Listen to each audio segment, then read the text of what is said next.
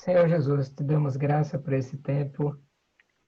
Obrigado por estarmos aqui já há quase 3 meses juntos, Senhor. Nós te louvamos e pedimos que esse tempo seja um tempo proveitoso para nós que estamos aqui, de muito crescimento, aprofundamento nos fundamentos da tua palavra. Que o Senhor seja muito mais do que uma ideia para nós, mas uma relação, uma revelação para nós. Ajuda através da aula, dos slides, das perguntas. Espírito Santo, eu te peço ajuda para nossa mente estar livre, para nossa mente estar capacitada pelo Senhor para receber a porção de hoje. Ajuda a cada um dos teus filhos, é o que eu peço, em nome de Jesus. Amém. Vocês estão me ouvindo bem? Dá só um joinha aí. Estão conseguindo me ouvir bem? Maravilha. Então, estamos aqui iniciando a nossa aula 03 do Novo Testamento. Obrigado, João, pelo entusiasmo, pelo legalzinho aí. E espero que vocês tenham assistido a aula 02, tá? Os slides, como eu falei no vídeo, né? Eu gastei 16 horas para fazer isso. Então, por favor, desfrutem dos slides. Se não gostar da aula, vocês têm um mínimo obrigação de gostar dos nossos slides, tá bom? Então, em nome dos slides, não durmam, porque o esforço foi tremendo, né? E hoje a gente vai continuar nossa aula. Amo slides, Isis. Obrigado. Eu gosto de pessoas assim aí. Cadê Isis? Você... Ah, tá ali. Glória a Deus. E hoje temos mais slides, mas muito mais do que slides, temos a palavra de Deus. Eu combinei com vocês na aula 02, né? Que estaríamos aqui terminando, né? A parte da influência romana que desafiou os nossos primeiros irmãos na fé, né? E a gente já viu, né? A questão da Síria, né? A influência, a gente já viu também a questão da Grécia, e a gente vai pegar o finalzinho, que a gente ficou faltando na aula anterior, sobre o mundo romano. Estou aqui com o bate-papo ativado também, se vocês quiserem, ir colocando. Só vou botar eles aqui na minha tela, pronto, tá aqui. Que aí eu posso ver aí, quando for começar a contribuição. Então vamos lá, gente. Estou muito animado hoje para a aula, tá bom? Não sei se é o frio, se é o café quente, né? Ou se é a menina, né, que deixa o pai animado. Mas alguma coisa está me animando hoje para essa aula. Porque eu preparei ela e teve um momento nessa aula que eu estava preparando que eu tive que parar para adorar o Senhor, me quebrantar, né? E por mais que um poeta muito conhecido aqui das regiões do Nordeste, né, da Bahia, do interior, dizendo que homem não chora, mas às vezes o poder de Deus vem e faz a gente chorar, né? Então, foi mais ou menos assim que aconteceu essa aula. Então, meu desejo é que vocês tenham uma experiência com o Senhor, além de aprender, mas que vocês possam desfrutar de tudo que Deus está fazendo e vai continuar fazendo na nossa vida, na nossa história. Então, voltando aqui para o slide, nós estaremos conversando sobre o mundo romano e depois a gente vai ver a história maravilhosa do nosso mestre, né? Como eu tinha falado para vocês, deixa eu só botar um slide aqui para mim do lado também. Pronto. Vou ficar com o slide aqui. Maravilha, tudo funcionando. Então, na maioria, né, a gente está vendo aí a imagem. Deixa eu cortar meu WhatsApp. A gente está vendo aí na imagem, né, a Roma, né? Roma, ela foi dos impérios, né, o que conseguiu um maior governo, né?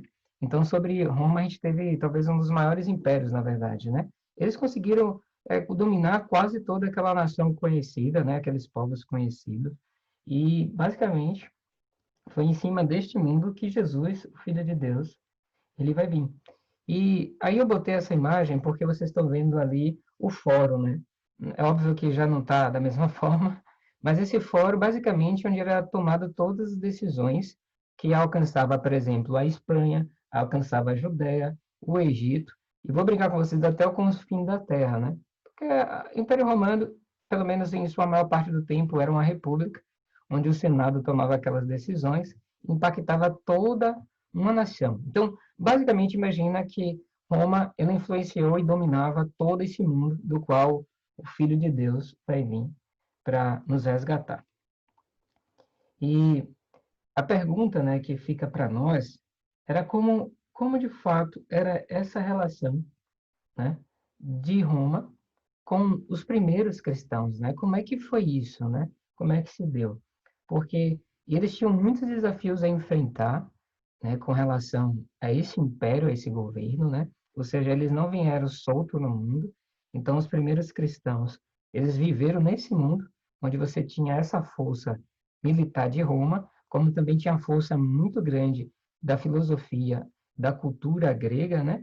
E, ao mesmo tempo, havia essa presença militar impossibilitando ou cultivando ou obrigando a fazer cultos a outros deuses. Ou seja, o evangelho não só nasce com a vinda de Jesus numa manjedoura, ou vamos dizer assim, num lugar pobre e humilde, mas como também a fé cristã, ela se desenvolve num ambiente de muita oposição. E parece que esse é o segredo de crescimento para a nossa vida espiritual, né? Ou seja, quanto mais estamos sendo pressionados, mais Deus traz livramento e também, além de livramento, mais ele traz experiências e mais multiplica aquilo que ele tem nos dados, né? Alguns dados sobre Roma, que diferente da Grécia, né, do Alexandre o Grande, onde você via lá, por exemplo, conquistas, e ele absorvia a cultura, a gente falou, por exemplo, sobre a Septuaginta, né? Porque era parte do governo da Grécia, era dominar as culturas, dominar os povos, mas o domínio deles se dava como? Eles preservavam, traduziam livros religiosos, preservavam aquela cultura do povo, faziam uma aliança com aqueles povos. Então, Alexandre, por exemplo, conquistava um povo, aí casava com a filha do principal rei daquele povo. Então, ele se desenvolveu assim. Já Roma foi completamente diferente. Se de um lado a Grécia evoluiu a parte da cultura, Roma foi o poder militar. E Roma era brutal. Imagina você, era tipo um exército caminhando, batalhando com seus escudos, espadas e lanças e tomando tudo. Então, há esse domínio e é esse mundo onde vai nascer a primeira, mas assim, a igreja primitiva, né? A Roma ela foi por algum tempo uma democracia, né, como eu tinha falado um pouco tempo lá atrás, e eles tinham até um elemento interessante que vocês vão ver como isso influencia nos primeiros cristãos, pelo menos a consciência da coisa, né? Onde eles tinham tipo um check balance, né? Ou seja, ele tinha um balanço, executava uma forma nessa balança da justiça de equilibrar, por exemplo, a diferença de um pobre para um rico, para alguém que cometeu algum tipo de crime, qual deveria ser a punição. E eles tinham alguns elementos já aí no Império Romano, né? E uma das coisas que eles tinham, que a gente vai também ver mais à frente, é o Arco de Constantino, eles botando aí, inaugurado em 315, é que eles elegiam duas pessoas, né, para ser seus cônsules, né? Ou seja, eles tinham essa forma de governar. E aí a gente tem o Júlio César, né, a figura mais poderosa, né, do Império Romano, né? Ele conseguiu ser o único imperador, né, sair daquela quando ele dá o golpe em Pompeu. Esses são dados históricos, não precisa memorizar, não é sobre isso, né? E aí ele consegue ser o único mandatário, né? E começa um período bem interessante, porque esse domínio de Júlio César, e vai ter tudo a ver com Jesus, olha só, e tudo a ver com o que os cristãos vão esperar do Messias.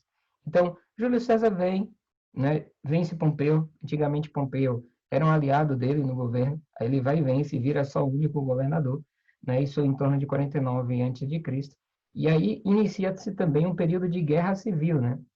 Onde havia muitas lutas, muitas disputas, e essa guerra chega a avançar a tal ponto a alcançar não só a cidade de Roma, mas também o norte da Grécia, né?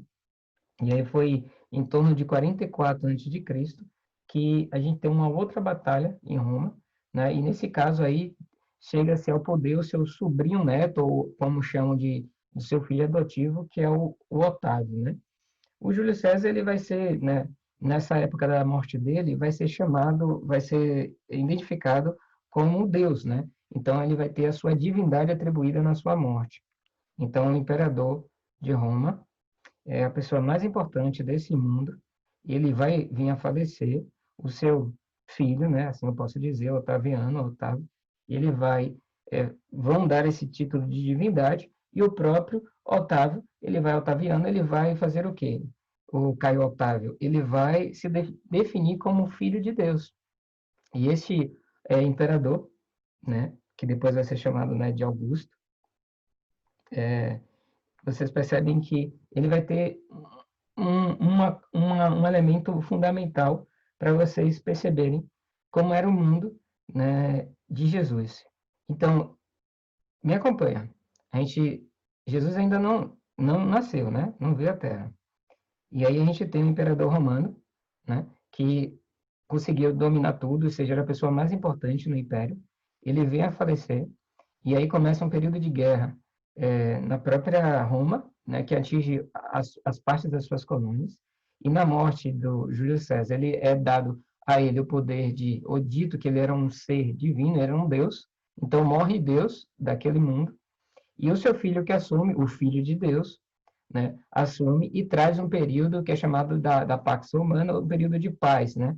Então, Otávio, ele fica um tempo para Roma, onde ele traz o final das guerras, traz paz, de acordo com ele, traz justiça, traz organização. Então, só para vocês entenderem como é que vai funcionar a mente, né, dos primeiros discípulos no qual Jesus vai encontrar, né? Então, aqui tem uma imagem, né? Então, o mundo de Jesus foi moldado por Otávio Augusto. Então, qual era a pessoa mais importante na época da chegada do nascimento de Cristo, a nível político, né? Era Otávio Augusto, que era o Filho de Deus, denominado assim por ele mesmo, e porque o seu pai, a sua morte, foi dada a ele uma divindade. Então, ele foi declarado, né, que havia trazido paz para a terra, salvação e justiça para o mundo. Então, essa é uma coisa que está acontecendo, tá? Ou seja, a gente vai ver que o principal governante, onde Jesus vem nascer, ele mesmo proclama que ele trouxe a paz, a justiça e salvação para esse mundo. E aí a gente está vendo o Júlio César, né? Que o busto dele, que foi declarado como Deus pelo Império Romano, e agora a gente está vendo a foto do Otávio, né? Que foi designado Filho de Deus. E uma coisa interessante é que Roma ela é cheia de símbolos. Inclusive, na própria moeda romana, né? Havia muitos símbolos, né? Eu trouxe aqui mais alguns. E Roma gostava de fazer isso. Em todo lugar que passava, ela colocava alguns símbolos, seja da divindade do seu imperador, seja da conquista militar, que se dava da sua força, e também seja pela questão da justiça, que eles eram, não sei se dá para ver na imagem, mas assim, que eles eram um povo que era justo, que trazia paz, na paz, obviamente, do jeito dele. Mas a verdade é que por onde eles passavam, eles deixavam esses símbolos, né? E basicamente Roma foi o império da força militar. E o que isso tem a ver com a gente, né? Que eu gosto de fazer muito essa ligação. Porque Paulo vai pregar exatamente para essas colônias de Roma. Rafael, cita um exemplo: Corinto, Filipe, Antioquia. Ou seja, a igreja vai nascer nesses lugares. Ou seja, depois que Jesus ascende ao céu e manda os primeiros discípulos, é esse mundo que os discípulos vão enfrentar. Um mundo onde, por exemplo, Paulo vai enfrentar o mundo das colônias romanas, onde eles tinham essas marcas, onde tinha o Otávio, como eu estava falando, né, deixando essas marcas e símbolos por onde passava, da força não só militar, mas como eles mesmos diziam, que havia um Deus, né, o César, né, ou Augusto, né, e que deveria, inclusive na moeda, a moeda era um símbolo muito importante para eles, porque era uma coisa que você carregava no bolso, era uma coisa que você usava, então existia a face, né, do imperador lá para dizer sobre a sua divindade. Então, para onde você iria, você carregava essa divindade, assim dizer, né? E aqui tem uma das colônias, né, de Roma. E tinha uma coisa que acontecia com todo o povo que era, pelo menos todo não, tá, gente? Mas a maioria do povo que era conquistado. Havia uma reação natural de querer ser parte de Roma e parecer com Roma, né? E falar igual a Roma. Então, vamos juntar aqui os papeizinhos para a gente ficar aí. Nils, eu até pedi sua ajuda no bate-papo, aí, se você puder, para você não perder o fio da meada. Então, a gente tem o Júlio César como maior imperador, vem a falecer e é dado o título dele de Deus, né, pelos romanos. O seu filho vem substituir o filho adotivo mais filho, e ele é chamado Filho de Deus. E entre esse período há muitas guerras e confusões, e o filho dele restabelece com a sua força militar de Roma a paz nas colônias, que a paz, obviamente, a paz do tipo romana, né? Com toda a sua brutalidade, né? Então não era bem essa paz, ou seja, era daquele jeito, ou morreria, mas eles disseram, pelo menos o Otávio falava, né? O Caio Otávio, não Otávio Augusto, né? Augusto era o título, né? Então, Jesus nasce com esse imperador e uma coisa acontece, essas colônias vão carregar essa cultura, essa forma de pensar, né? E vai influenciar todo esse período onde Jesus, o Filho de Deus, vai vir uma plenitude dos tempos, né? E uma das marcas, aí fica logo a dica para vocês, que aqueles povos que eram conquistados, eles gostavam de parecer igual a esses povos. Você já viu isso, porque a gente já passou pelo Antigo Testamento, né? Que foi o povo que pediu o rei, né? Israel vinha sendo assim, liderada pelos seus profetas, né? E aí eles pedem um rei igual aos outros povos, né? Então Israel, que foi chamado povo de Deus, para ser diferente, então ele carrega essa característica de ser santo, separado, mas de repente eles olham para o lado de fora e falam, quero ser igual àquelas outras pessoas. É o mesmo desafio para a gente, né? E foi um desafio que eu coloquei na aula anterior. Como é que a gente pode estar no mundo, né? E não ser influenciado pelo mundo, mas antes transformar? Fica até essa pergunta, né? Já essas colônias não, elas queriam parecer igual a Roma, falar como Roma, ter até as mesmas questões que Roma, seja políticas e sociais. Então, quando Paulo vai aqui em Antioquia proclamar sobre Jesus, é esse mundo que ele está falando. Né? Ele está falando assim, olha, Jesus é o Senhor, é o Quírios. Só que esse povo está acostumado a ouvir que existe um Senhor e o nome dele é César. Né? César é Senhor, Otávio é Senhor, Imperador é Senhor, né? Augusto, né?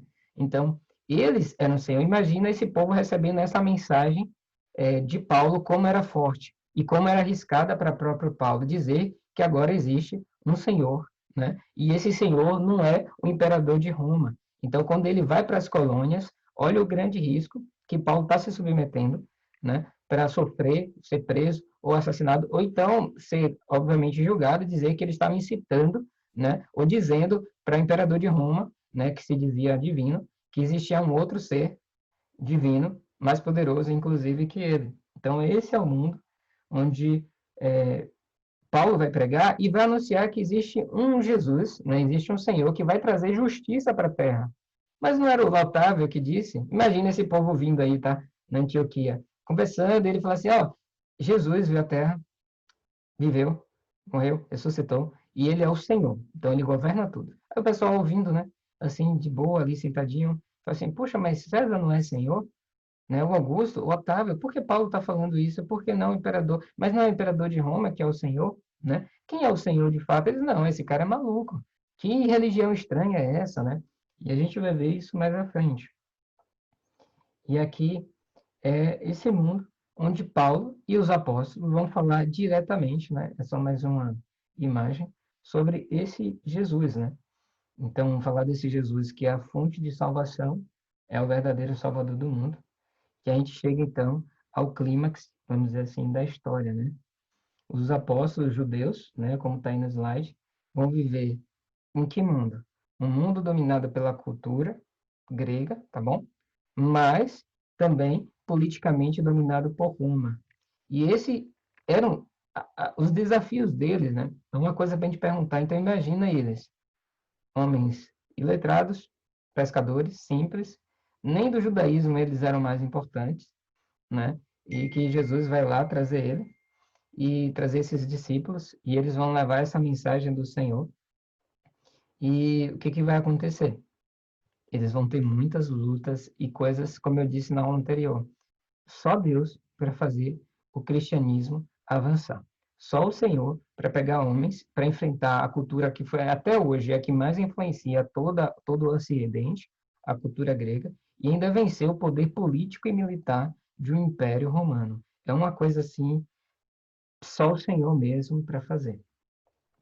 E os desafios, eles viriam um em cima do outro, né? Por quê? Nem os romanos entendiam e nem os gregos entendiam o que era esse povo chamado cristão, ou os do caminho, ou os seguidores de Jesus. Por quê? o que era era o que isso que eles estavam falando? Era uma nova religião, mas não parecia uma religião. Porque eles olhavam para a religião tinha que ter o quê? Um sacerdote, tinha que ter um templo, tinha que ter sacrifício de animal, eles precisavam ir para um lugar para estudar os oráculos. De repente veio um povo, né? Estranho, né? Esse povo, é, esse povo que não tem sacerdote, você não vê eles só no sacerdote, não tem templo, não tem animais subindo para cima para baixo sacrificando, não tem estudos com os oráculos para procurar as profecias e tudo mais, né? E a única coisa que eles faziam era ceiar juntos, né? E além de cear juntos, eles se batizavam, né? Os tinham batismo, que basicamente são as duas ordenanças do Senhor, né? E isso foi recebido com uma certa, assim, incompreensão, no mínimo, para falar, né? Porque como é que é esse povo novo que apareceu aqui na Terra? Né? Estranho, né? Eles vêm aqui, eles ceiam o corpo e sangue e batizam, mas não tem sacerdote, não tem templo, eles vão para onde, né? E eles ensinam aqui que há um único Deus, né? E esse Deus ensinava como cada um deveria viver, né?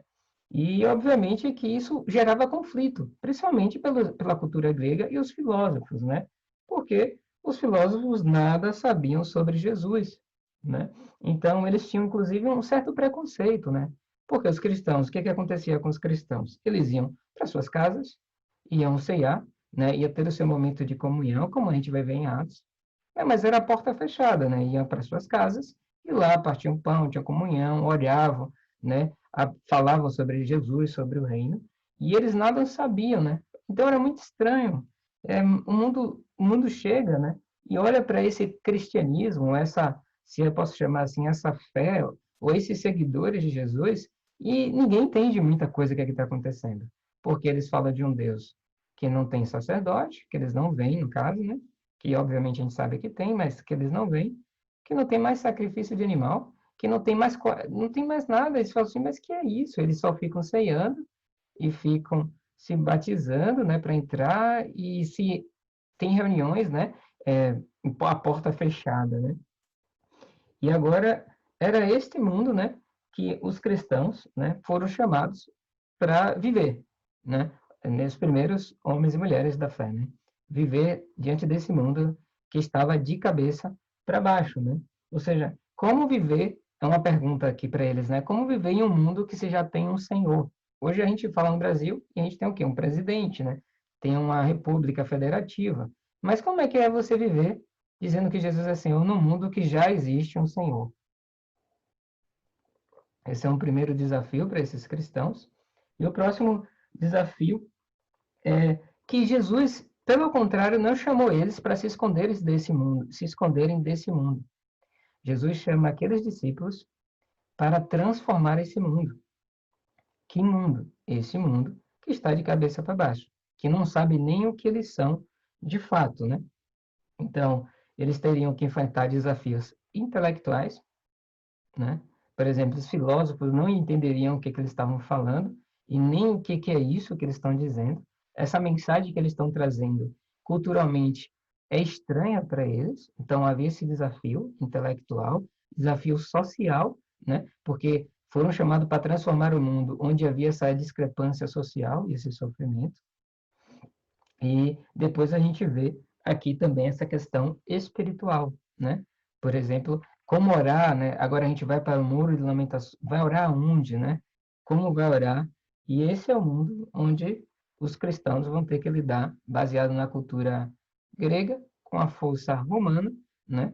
E onde a gente vai encontrar os discípulos a serem chamados para serem leais nesse tempo. E parece que sempre foi assim, né? Deus escolhe o seu povo e chama eles para ser leais, né?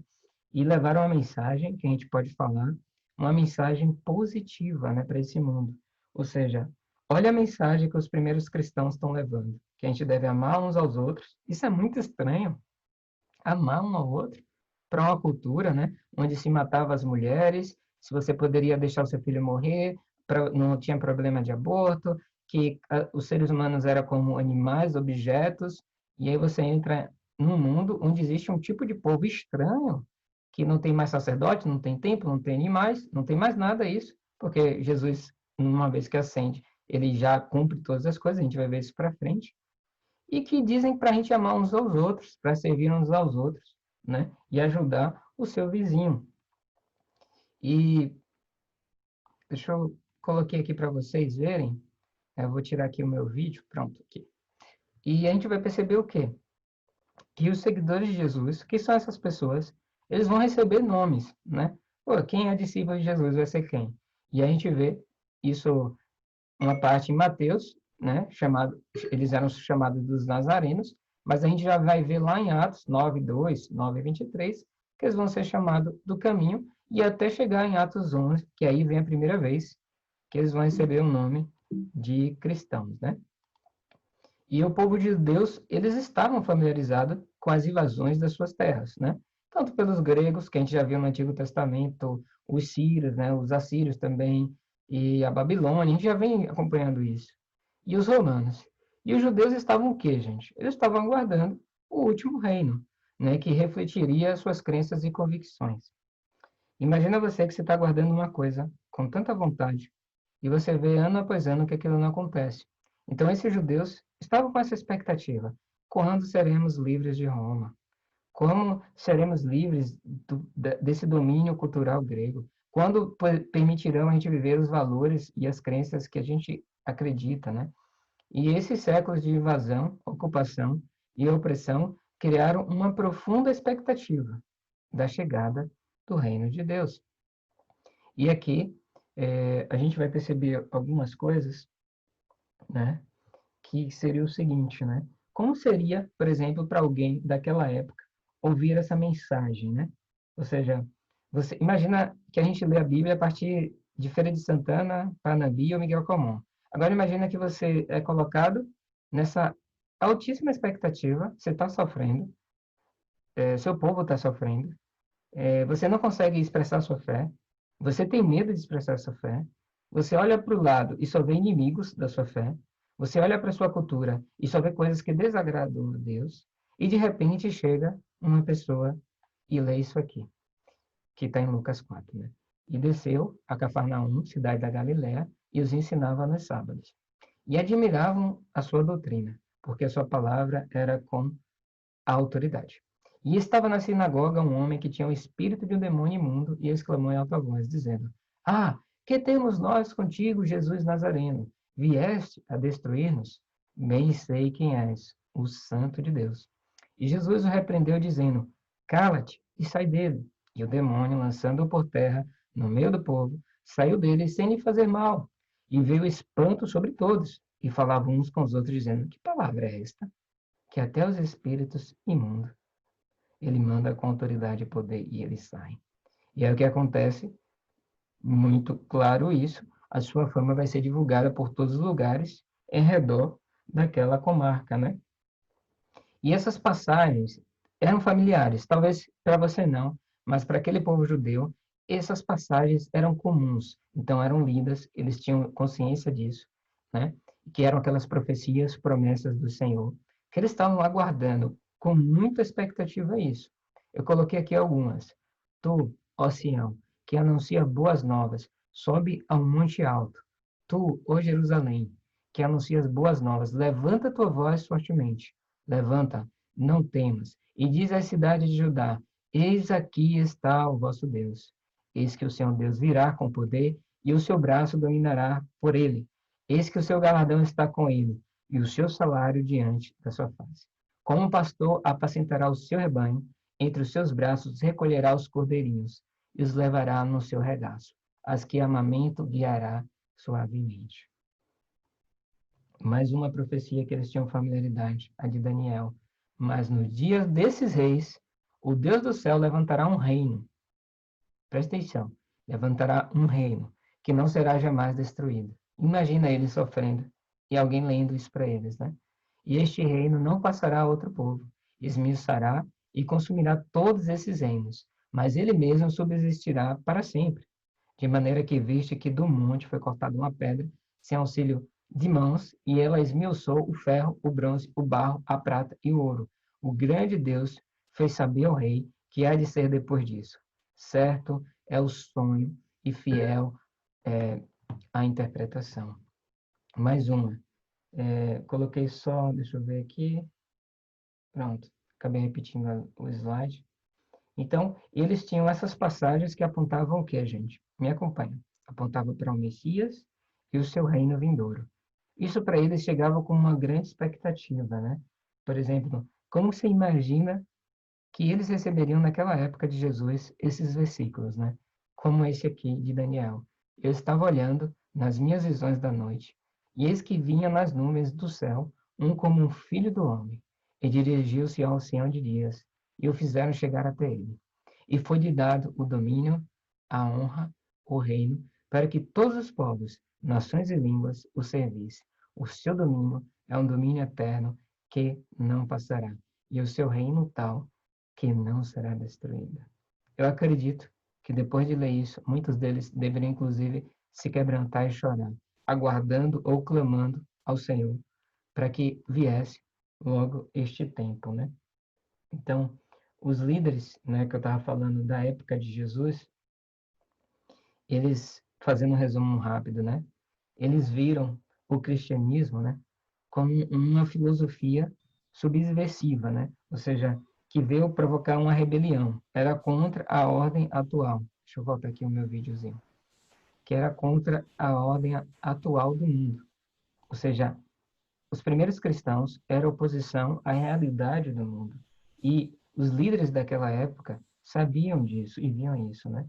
Por quê? Os seguidores de Jesus, eles tinham suas próprias regras. Em outras palavras, eles tinham seu próprio Senhor, enquanto o resto do mundo era governado pelo imperador, né? Pela organização política de Roma. Agora nasce um povo que diz que existe só um único Senhor, um único Deus, e que a Ele somente devemos adorar e servir.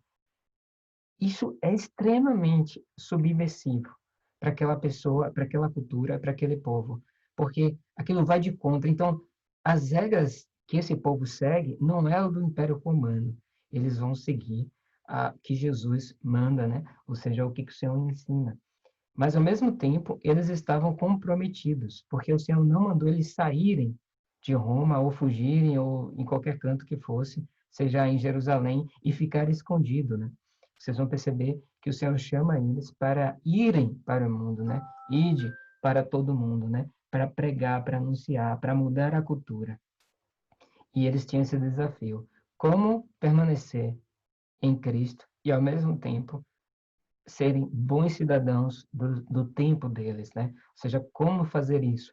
A mesma coisa hoje, né, para gente que está vivendo esse tempo, né, que foi chamado assim, né, da pandemia ou como você preferir, como nós podemos viver esse tempo como cristãos sem ser moldados, né, ou quem sabe até mudados a partir de coisas que são contrários ao nosso único Senhor.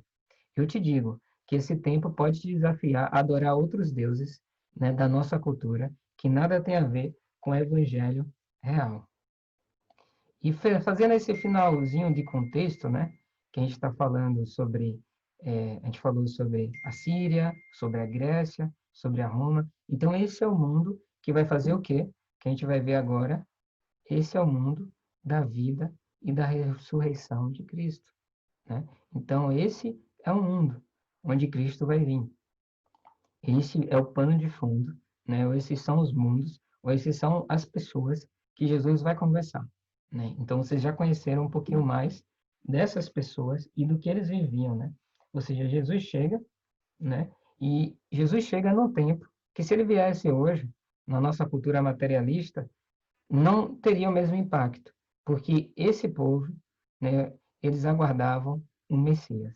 Então Jesus chega a um povo que estava aguardando com grande expectativa já há muito tempo o Messias, né? Como a gente costuma falar, Jesus vem no tempo correto, na cultura correta, né, no momento correto, porque tudo se juntou, vamos dizer assim, a grande expectativa, a organização de Roma, a possibilidade de conversar em uma língua comum desses grandes mundos, e aí tinha todas as condições necessárias para a expansão da mensagem de Cristo, né?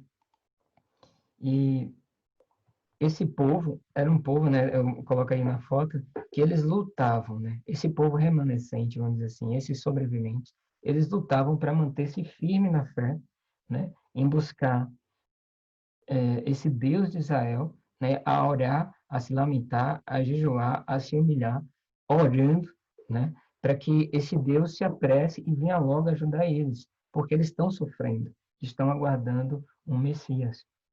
E aí que nós chegamos que a vinda de um homem, estou olhando aqui da perspectiva deles, que vem da Galiléia, que vai ser preso, condenado e crucificado, né? Então, para eles, Jesus é só uma história, né? Eles ainda continuam lá aguardando o Messias, de repente vem um homem que veio da Galiléia, né? Olha, ele disse que era um profeta, falaram algumas coisas dele, ele veio, foi condenado, eu sei que ele foi condenado, ele foi crucificado e morreu, né?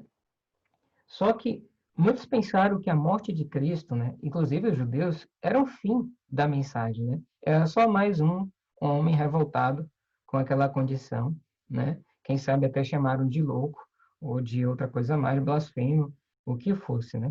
Mas neste caminho, né? Neste caminho, onde Jesus é morto, né?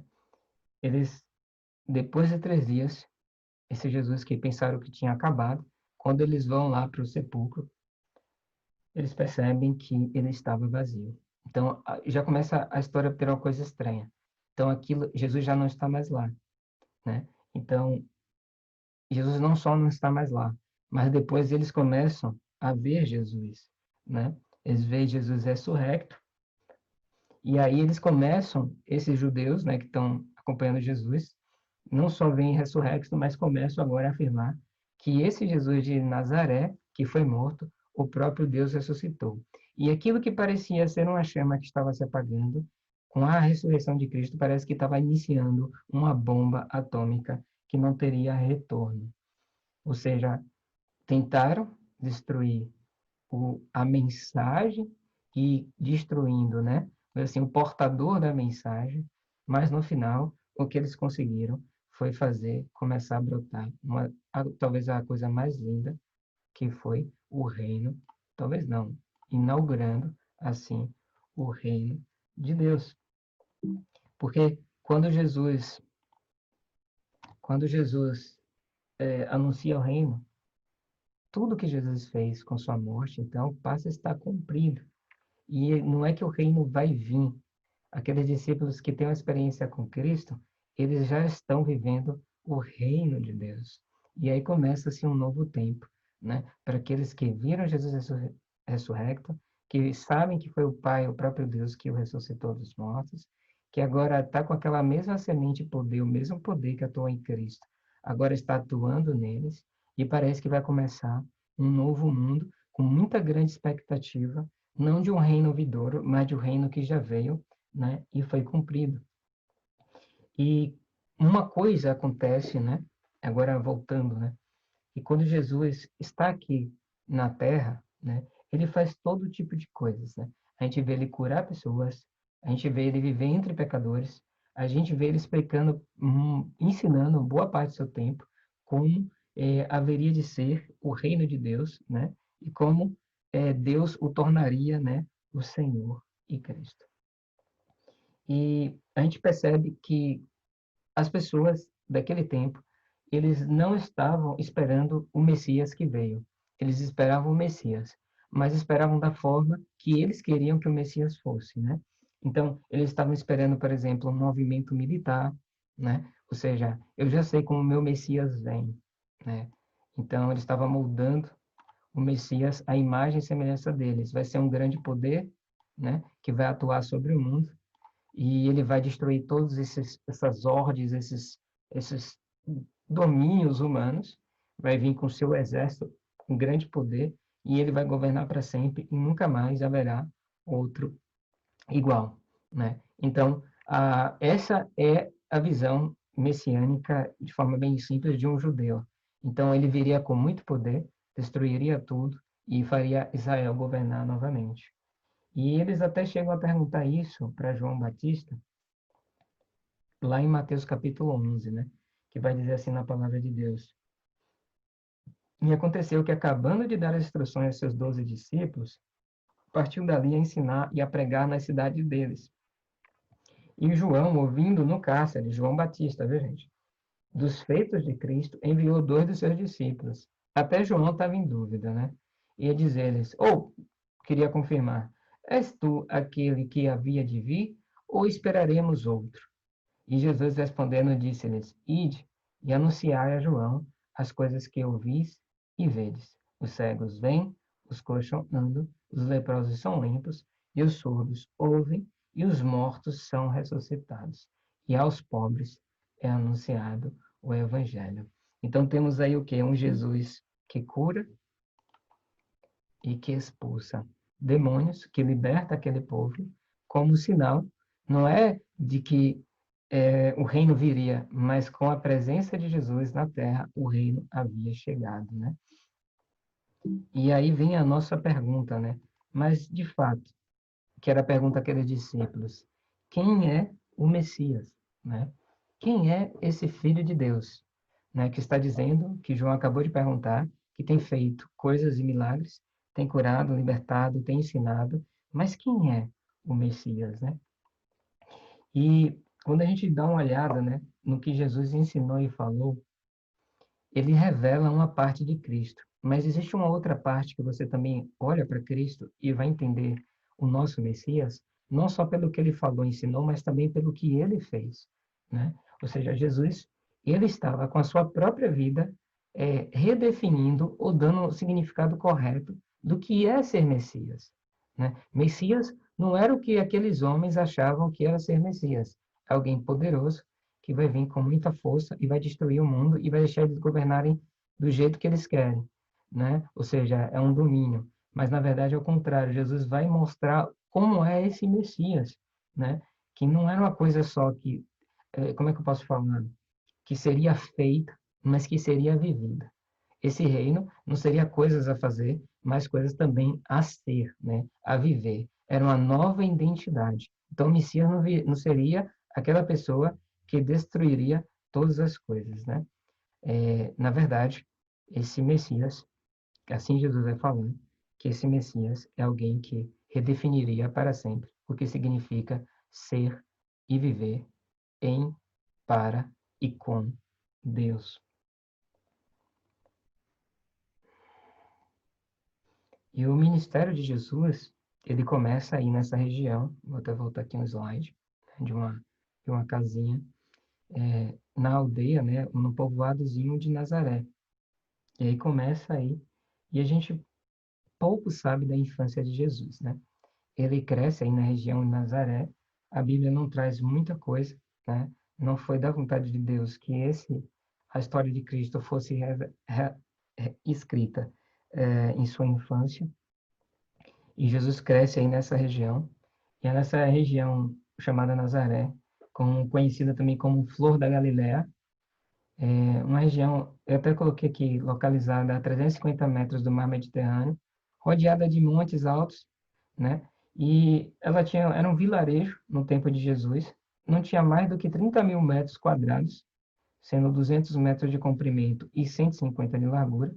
As casas eram compostas geralmente por uma única sala, ligadas a uma gruta escavada à mão, devido à fragilidade das rochas do local, e recentemente foi encontrada nessas casas vários cômodos, né? Mas já numa descoberta recente. E a cidade ficou famosa, né, como vocês sabem, pela visita do anjo Gabriel anunciando a Maria, né? Que ela teria um filho que seria Jesus, né? Então, foi lá ou aí, né, nesta região que Maria vai dizer, nesse povoadozinho, né, sim, para o anjo, né? E foi aí também, não sei se vocês sabem, mas Jesus aprendeu a ler, né? E Jesus vai viver essa vida agora perfeitamente Deus, mas perfeitamente homem, vai viver a sua vida de oração, né? Ele vai buscar ao Pai em oração, né? Vai dedicar tempo em oração. Ele vai aprender também o ofício, né? Do qual vai ser a sua vocação enquanto na terra, exercendo um trabalho, né? Que ele vai aprender através de José. E lá em Mateus já capítulo 3, no versículo 4 e 12, eu vou até pedir uma coisa para vocês aí. Se vocês estão com a Bíblia impressa, porque agora vai ser muito legal se você puder acompanhar com a sua Bíblia impressa, tá? Porque você vai ver a gente passear com esse pano de fundo todo, agora sobre sua Bíblia, né? Que basicamente esse é o objetivo, né?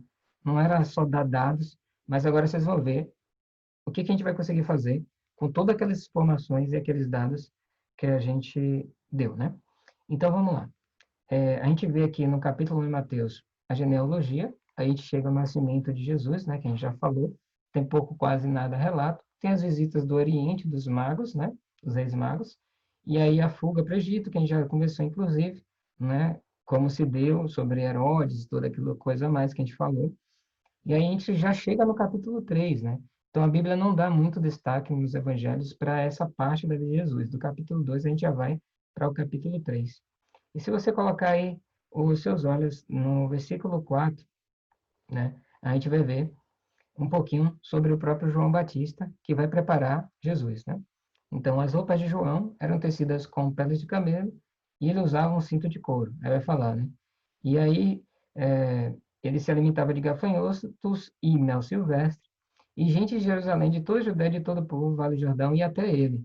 E quando, aí observem, tá? Quando confessavam seus pecados, ele os batizava no Rio Jordão. Duas palavras, ou três, se preferir, são importantes aqui. Confessavam, né? O que, né, nesse caso, os pecados, e a localização, o Rio Jordão.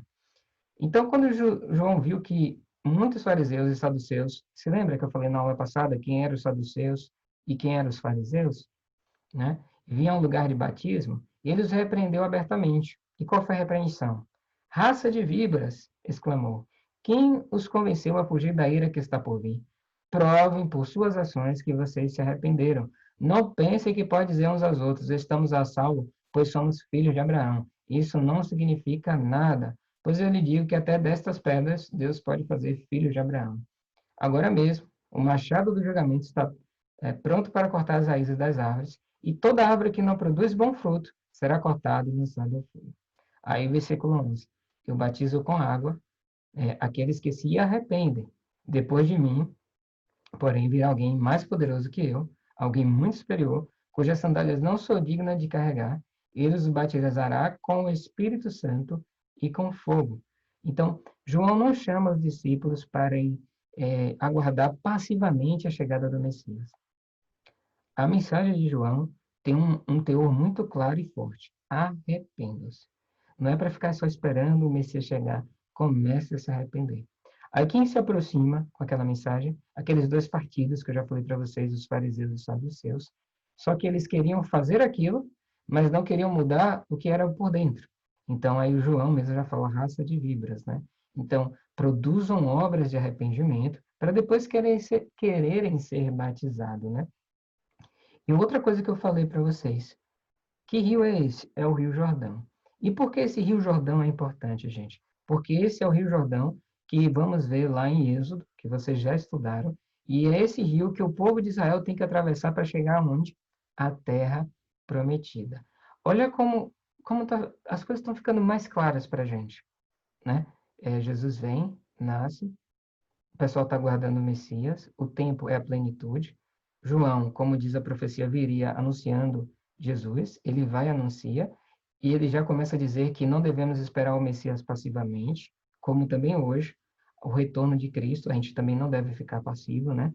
E ele diz, produzam obras de arrependimento, e ele faz isso não em qualquer lugar. No Rio Jordão, por favor, abre sua mente. É o mesmo rio que ficou entre o povo e a terra prometida de Canaã. Então, João está apontando um quê, de uma certa maneira? Que a partir do batismo, né, inicia uma nova fase, né, ou inicia, por exemplo, a chegada à terra prometida. E agora vocês vão começar a fazer os links, né? Porque temos João com essa voz que clama no deserto de preparação para chamar o povo a estar preparado à chegada do Messias e diz o que eles deveriam fazer. E, de repente, a gente vê esse anúncio dizendo, ó, se arrependam-se, venham, tragam obras de arrependimento e entrem nessas águas, porque essas águas, estamos batizando vocês, mas virá aquele que vai batizar, que é mais poderoso, com o Espírito. E algo inusitado vai acontecer, e o próprio João vai dizer isso, que Jesus vem de Nazaré para ser batizado por ele, né? E aqui, se você já está com sua Bíblia aberta, diz assim no capítulo 3, versículo 13: Jesus foi da Galiléia ao Rio Jordão para que João o batizasse. João, porém, tentou impedi-lo, né? É o que a gente está vendo. Eu que preciso ser batizado pelo Senhor, disse ele. Então, por que vem a mim? Jesus respondeu: é necessário que seja assim, pois devemos fazer tudo o que Deus requer. E João concordou em batizá-lo. E depois do batismo, enquanto Jesus saía da água, o céu se abriu e ele viu o Espírito de Deus descer como uma pomba e pousar sobre ele. E uma voz do céu dizia: este é o meu filho amado, em que eu me comprazo muito, né? Então, a chegada do Espírito Santo é a confirmação, não só para João, mas para aquelas pessoas, ou vamos dizer assim, aquela unção, a capacitação, mas a confirmação que o Messias de fato estava na Terra. Isso se deu, esse sinal, vamos dizer assim, também, que também foi uma forma de mostrar, com a presença e a vinda do Espírito Santo em forma de pomba sobre Jesus. Então, se Jesus se batizou e depois veio o Espírito Santo, era um anúncio que o reino messiânico tinha iniciado, o ministério do Senhor tinha anunciado. E você, na sua Bíblia, o que está acontecendo no capítulo 4 de Mateus? A tentação de Cristo. Por quê? Logo depois que o Espírito Santo confirma para todos e unge o Senhor, vamos dizer assim, né? Mas assim, valida que Jesus é o Messias, o próprio Espírito Santo, no capítulo 3, né? No versículo 16, diz assim: depois do batismo, enquanto Jesus saía da água, o céu se abriu.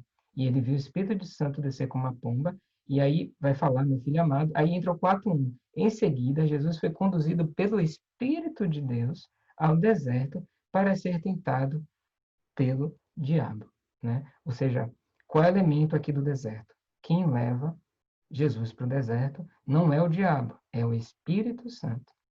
E o deserto, ele tem muitas forças e muito simbolismo, porque ele representa para o povo de Israel um novo começo, tá? Imagina você que o deserto sempre foi uma presença marcante no Êxodo, onde Deus liberta aquele povo da escravidão do faraó, daquele império maligno, onde eles eram perseguidos, maltratados, mortos, assassinados, e através de Moisés, eles são livres daquele tipo de opressão, atravessam o mar, Moisés fez o mar se abrir, e eles começam a peregrinação dele no deserto.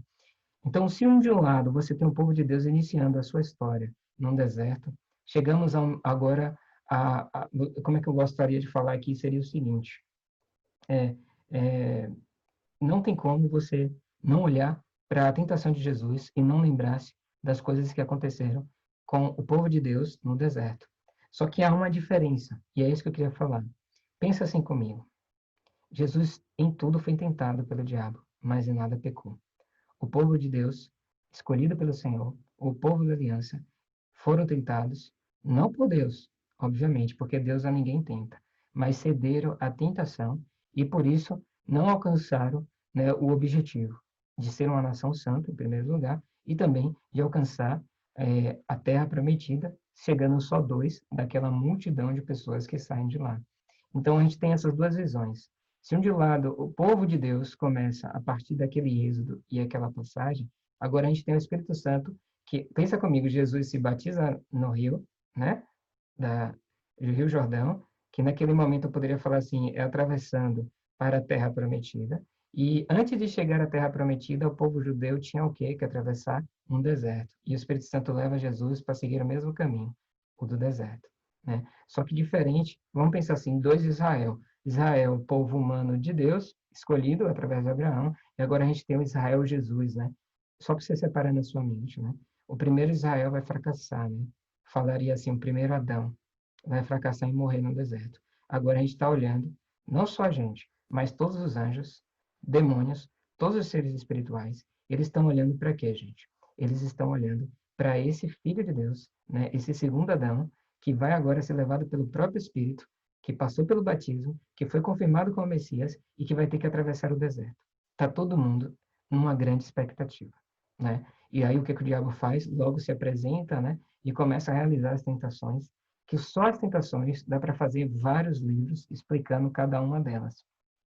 Mas é verdade que Jesus vence, né? E o versículo 11 do capítulo 4 vai dizer assim: Então o diabo foi embora e os anjos vieram e serviram Jesus. Então, Jesus venceu onde o povo tinha perdido, já a primeira vitória de Cristo, venceu o deserto. E aí ele entra no versículo 12, e só a partir dali a Bíblia vai dizer: o ministério de Jesus começa. Quando Jesus soube que João havia sido preso, capítulo 4, versículo 12, voltou a Galiléia, saindo de Nazaré, mudou-se para Cafarnaum, junto ao mar da Galiléia, aí vai falar, cumprindo-se desse modo o que foi dito pelo meio do profeta Isaías. Na terra de Zebulon e Naftali, junto ao mar, além do rio Jordão, na Galiléia, onde viveram tantos gentios, o povo que vivia na escuridão viu o quê? Uma grande luz. E sobre os que viviam na terra, onde a morte lança sua sombra, agora uma luz brilhou. Então, Jesus vai ensinar a esse povo agora o quê? No seu ministério terreno, uma coisa é o seu tema principal: o reino de Deus. Ele veio ensinar, explicar, proclamar, realizar e viver o reino de Deus. Então, ele vai passar vários capítulos aqui ensinando, né? E vocês têm que lembrar que este povo para qual Jesus está ensinando é um povo que não está esperando o reino que Jesus está falando. Eles estão esperando outro reino, um reino de poderio militar, um reino que os libertaria e levaria para um governo no estilo de Davi, no estilo de Salomão, entendeu? E não, olha que coisa que vai acontecer, que eles ficam surpreendidos, né? Porque Jesus agora vai falar de um reino que eles vão começar a perceber. Jesus começa a gastar a maior parte do seu ministério ensinando através de parábolas, né, através de histórias comuns deles, o que era o reino de Deus, né, e como seria esse reino, né? E então ele vai falar, por exemplo, aquela parábola do semeador, né? Imagina que ele está falando com esse tipo de povo. Para a gente hoje, sim, e também para aquele povo. Então, para aquele povo ele fala assim: é, se você avançar aí sua Bíblia, né? Aliás, está em Mateus 13, mas eu vou ler aqui. Na parábola do semeador, Jesus falou sobre um homem que saiu a semear, uma coisa extremamente comum para eles. Enquanto o homem semeava, aí eles, é verdade, uma parte da semente caiu ao pé do caminho. Então vieram as aves e comeram as sementes que caíram. Outra parte da semente caiu em meio às pedras, onde não havia terra suficiente. Essas sementes logo germinaram, mas foram queimadas rapidamente pelo sol porque não tinham raízes. Outra parte das sementes acabou caindo entre espinhos. Os espinhos cresceram e acabaram sufocando as sementes que tinham caído ali. Finalmente, outra parte das sementes caiu em boa terra. Essas sementes germinaram, cresceram e deram fruto. Uma 100, outra 60 e outra 30. Então Jesus termina a parábola do semeador com a conhecida exortação: quem tem ouvidos, ouça, né? Quem tem ouvidos, ouça. E a gente vê mais uma parábola que muito conhecida de vocês, é a história do filho pródigo, né? Onde, de novo, ele está contando isso para mim, para você, e também para aquelas pessoas que naquele tempo entenderiam essa mesma informação. Então ele vai falar, por exemplo, de um filho mais novo que gasta tudo, né? Ou seja, vai viver a sua vida de maneira promíscua e que volta, só que a sua volta, que é ansiada pelo pai, não é querida pelo seu irmão mais velho, porque não quer que ele volte, porque tem inveja desse pai, né? E de uma certa forma, para aquele povo, quando eles escutam uma história dessa, eles, obviamente, vai ter vários ecos na mente dele de histórias que estão até mais fortes para a gente. Por exemplo, eles vão lembrar a história dos irmãos Jacó e Esaú, né? Que Jacó foge, né? Da presença para que não seja assassinado por Esaú, vai para uma terra distante e para fugir do seu irmão mais velho e que tem aquele momento, né? Todo de reencontro, né? E Jesus está mostrando para eles o que de fato é o reino de Deus, né? Então, um reino que vai falar sobre um exílio, seja do filho pródigo e um retorno, que vai falar, por exemplo, de terras distantes, mas que volta, com o reencontro de Esaú e Jacó, né? E aí então que a gente chega em Jesus, revelando para eles que de fato quem era ou como deveria ser esse Messias que eles deviam esperar, mas na verdade o tempo já havia chegado. O Messias já estava no meio deles. E olha que o primeiro ensino de Jesus foi o Sermão do Monte, né? E o Sermão do Monte, ele é bem interessante, você pensar bem, porque ele vai falar da cultura do reino.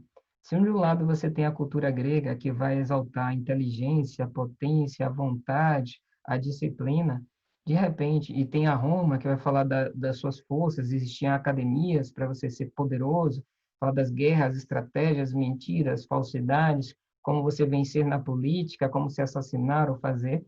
Aí chega Jesus, já passado por isso, e começa a ensinar agora o reino de Deus. E aí ele vai para o capítulo 5 e diz o quê? Felizes os pobres de espírito. É muito estranho você ouvir isso. Felizes os pobres de espírito. Não tem nada a ver com o que estava acontecendo naquele tempo a nível de cultura. Mas aí Jesus traz essa mensagem, que é uma das mensagens que eu acho que, não lembro quem foi que falou, que só com o Sermão do Monte daria para reconstruir toda a Bíblia, né? A nível de valores e de ensino. Então Jesus vai falar, né? Bem-aventurados os pobres de espírito, pois o reino dos céus lhe pertence. Bem-aventurados que choram, porque serão consolados.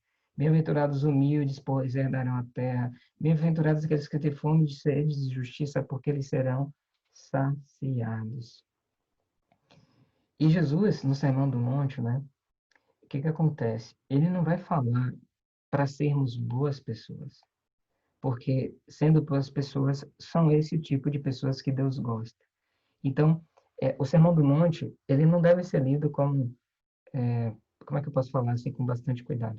O Sermão do Monte vai falar da realidade do reino, e não um alvo a ser alcançado. Mas o reino vive aquilo. Ou seja, no reino, Jesus já disse que tipo de pessoa ele vai utilizar para fazer o reino dele, o reino do Senhor, se expandir, né? E que pessoas são essas, gente? São, como eu disse, são os pobres de espírito, são aqueles que choram. Vou diminuir aqui meu vídeo, pronto. São aqueles que são os mansos, né? Então, Deus havia mostrado a partir de Mateus capítulo 5 que as pessoas que ele utilizaria para fazer o seu reino avançar não seriam os sábios e os inteligentes, mas seriam os esquecidos, como ele escreveu, né, nessa última ministração. Os esquecidos seriam eles a força do evangelho, né, a força do Senhor, né? E isso é muito estranho, como eu falo para vocês, porque para o povo de Israel, o que que eles estão esperando, né? Eles estão esperando um restabelecimento do reino do Messias, e eles esperam que isso aconteça como? Através de tanques, de força militar, de exército, e como Jesus fala, diz que assim, o mundo será transformado por pessoas quebrantadas, não pessoas violentas, mas pessoas mansas, pessoas que choram, né? E que têm fome e sede de justiça. Então, Deus disse que no reino dele, ele transformaria o mundo com esse tipo de pessoa. Seriam essas pessoas que transformariam o mundo. E de fato foi o que aconteceu, né? De fato foi o que aconteceu. Jesus mostrando o reino, como ele se dará, como será, ele também vai convidar aquelas pessoas, né, a entrar neste reino, enquanto ainda havia tempo, né? Então ele está anunciando, ele está ensinando, ele está mostrando os sinais da chegada do reino, seja com cura, a expulsão de demônios. Ao mesmo tempo, ele tem mostrado para aquele povo que eles estão esperando o Messias, que não é o Messias que Deus prometeu, e que Deus usaria pessoas e transformaria o mundo, que eles desejavam o mundo transformado. Mas Deus usaria outro tipo de pessoas para transformar o mundo. E aí ele conta a parábola do filho pródigo, né? Deus alcançando os povos que, vamos dizer assim, os gentios que saíram, aqueles que não queriam nada sobre Deus, né? Agora passa a ter um valor importante, né? E é muito forte tudo isso, gente. Mas é muito forte mesmo. E essa, chegamos, né? Em Jesus, né? E o que era o ser Messias, né? O que é a visão do Messias, né? Não é só Jesus ensinando sobre palavras, né? Mas ele também vivendo a vida do Messias, né? Então Jesus curando, expulsando demônios, realizando milagres, testificando que o reino havia chegado, né? E se você está aí com sua Bíblia, os discípulos vão chegar. Isso aqui é porque se você passar aqui os seus capítulos, você vai ver aqui Jesus ensinando sobre o reino. Por exemplo, a porta estreita, no capítulo 7. A árvore e seus frutos, e Jesus ensinando. Aí depois você vai entrar aqui no capítulo 8 e vai ver Jesus curando, né? Jesus cura o leproso, Jesus cura muitas pessoas, Jesus cura um paralítico, Jesus exerce autoridade sobre os demônios. Isso aqui, todos os sinais testificando da presença e da chegada do reino. Né? Aí tem a chamada dos discípulos, né? Mateus, e ele vai conversar, e a gente chega nessa parte interessante da história, que é o capítulo 13, né? Que é um momento crítico de Jesus e seus discípulos. Porque até agora, os discípulos viram o ensino sobre o reino, viram a vida do reino e viram os milagres que acompanhavam o reino de Deus, ou seja, os sinais que testificavam tudo o que Jesus estava vendo. Aí em capítulo 3, né, capítulo 16, a gente vai ver uma coisa bem interessante. Há uma virada na cabeça dos discípulos sobre Messias. E olha o que acontece. Aí no mapinha, você está vendo ali, ó, Cesareia de Filipe, né? Cesareia Filipe, o Filipe Cesareia. Aí quando você vai aqui para o texto, né? No capítulo 16, versículo 13, diz assim: Quando Jesus chegou à região de Cesareia de Filipe, que você está vendo ali em cima, né, no pontinho, perguntou aos discípulos: Quem as pessoas dizem que o Filho do Homem é? Se você não está familiarizado com o contexto histórico aqui, você não vai perceber que essa é uma das partes limites para Jesus entrar no terreno pagão, né? Então, ele está fazendo uma pergunta, que é a pergunta mais importante para a mudança do entendimento do papel de Cristo, do Messias, numa terra pagã, ou seja, pertinho, onde ele estava, lá em cima do mapa, na pontinha. E o que que tinha nessa terra, né? Essa terra aqui, a gente tinha a presença de uma religião do deus pagão Pan, né? Ou seja, havia nesse lugar um culto, né? Onde era cultuado esse deus chamado Pan e que as pessoas prestavam, né? As suas homenagens e tudo mais. E é perto dessa região que Jesus vai fazer a pergunta principal do ministério: Quem dizes que eu sou, né? Quem as pessoas dizem que o Filho do Homem é? E nessa região, o lugar perfeito, os discípulos devem ter pensado, né? Imagina você participando desse momento, né? Você está olhando lá um templo pagão, Jesus levou você até um limite, né, da sua terra conhecida a um terreno que você sabe que não é de Deus, e de repente tem uma pergunta: quem dizes que eu sou? Né? De um lado você tem toda a história de Israel, do outro você tem um mundo desconhecido, né? E aí eles devem ter parados, né? E pensado, né? Maravilhados e tudo mais. E aí você olha aqui o texto, né? Eles responderam. Alguns dizem que o Senhor é João Batista, outros que é Elias, e outros ainda que é Jeremias ou um dos profetas. E aí vem a chave. E vocês? Para vocês, quem eu sou? Quem é o Messias? Vocês viram ensinar, curar, libertar, viram a cultura do reino, viu a testificação, a minha vitória sobre o deserto, viu o meu chamado. Mas para você, quem eu sou? Para Jesus não importa saber o que ele é para os outros, ele pergunta sempre ao indivíduo, para você que está me assistindo, né? Quem é Jesus para você? E ele faz essa pergunta nesse pano de fundo para os discípulos. Quem vocês dizem que eu sou? E aí Simão Pedro responde: o Senhor é o Cristo, o Filho do Deus vivo. E Jesus disse: Que grande privilégio você teve, Simão, filho de João. Foi meu Pai no céu quem lhe revelou isso. Nenhum ser humano saberia por si só. Agora eu lhe digo que você é Pedro, e sobre essa pedra edificarei minha igreja. Aí continua. E aí no versículo 20 ele adverte os discípulos, né, para não dizer nada a ninguém. Mas começa uma coisa estranha aqui, o versículo 21. Olha o que acontece no versículo 21. Daquele momento em diante, Jesus começou a falar claramente aos seus discípulos que era necessário que ele fosse a Jerusalém, sofresse coisas terríveis nas mãos dos líderes do povo, dos principais sacerdotes, dos mestres da lei. Seria morto, mas no terceiro dia ressuscitaria.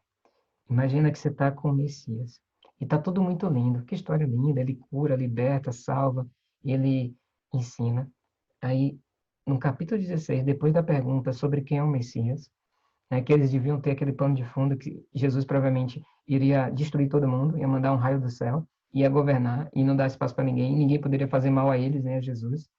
E de repente Jesus lança uma sombra que vai acompanhar até o final da morte de Cristo. Qual é a sombra? Ele diz: é necessário, como está aqui no versículo, que eu seja morto, mas eu vou ressuscitar. Só que é como aquela notícia triste que você recebe, que a vírgula você já nem olha o positivo, né? Você só olha o negativo. Eles devem ter até ouvido baixinho ressuscitar, ressuscitar. Porque eles devem ter ficado assim, mas eu serei entregue, sofrerei nas mãos dos principais líderes deste mundo, que vocês queriam que eu destruísse, mas eles que irão me destruir, entre aspas.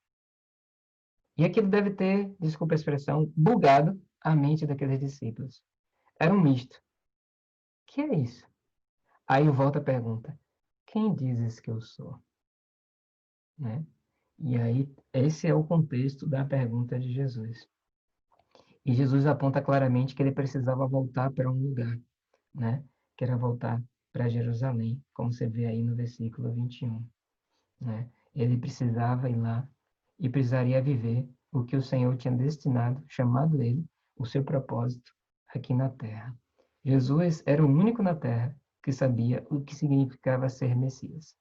Todos os outros fizeram, o povo judeu fez, Messias segundo seus próprios desejos e vontades.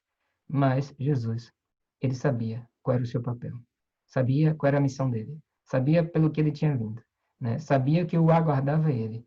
Ele era o único que era capaz de amar, porque ele não só sabia a sua missão, mas conhecia como cada um de nós somos.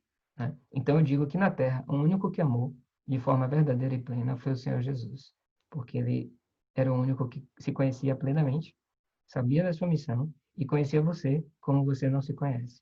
E ele conhecia os discípulos, sabia que ele estava alimentando expectativas e que aquelas expectativas seriam frustradas, mas momentaneamente, porque sempre quando Deus frustra algum desejo nosso, é porque ele tem um outro mundo muito melhor para nos dar.